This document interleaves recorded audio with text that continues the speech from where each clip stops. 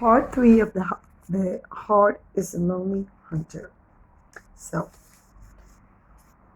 this is the part where Singer is very lonely. His friend has been taken to an insane asylum and he's alone walking through the town. So his gait was agitated and he always kept his hands stuffed tight into the pockets of his trousers. Then, as the weeks passed, the days grew warm and languorous. His agitation gave way gradually to exhaustion, and there was a look about him of deep calm. In his face there came to be a brooding peace that is seen most often in the faces of the very sorrowful or the very wise. But still he wandered through the streets of the town, always silent and alone.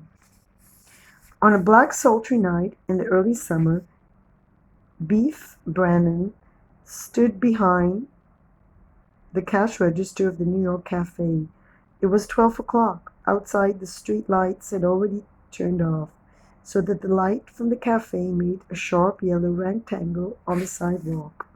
The street was deserted, but inside the cafe there were half a dozen customers drinking beer or Santa Lucia wine or whiskey. Beef waited stolidly, his elbow resting on the counter and his thumb mashing the tip of his long nose. His eyes were intent. He watched especially a short, squat man in overalls who had become drunk and boisterous. Now and then his gaze passed on to the mute who sat by himself at one of the middle tables, or to others of the customers before the counter, but he always turned back to the drunk in overalls. The hour grew later, and Beef continued to wait silently behind the counter.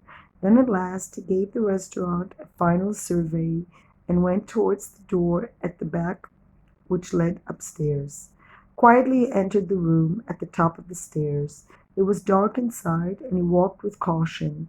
After he had gone a few paces, his toe struck something hard, and he reached down and felt for the handle of a suitcase on the floor.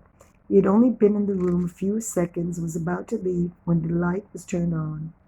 Alice sat up in the rumpled bed and looked at him.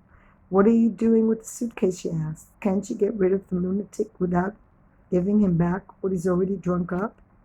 Wake up and go downstairs yourself. Call the cop and let him get soused on the chain gang with cornbread and peas. Go to it, Miss Brannan." "I will, all right, if he's down there tomorrow. But you leave that bag alone. It don't belong to that sponge any more." "I know spongers, and Blount's not one," Beef said. "Myself, I don't know so well, but I'm not that kind of a thief." Calmly, Beef put down the suitcase on the steps outside. The air was not so stale and sultry in the room as it was out downstairs.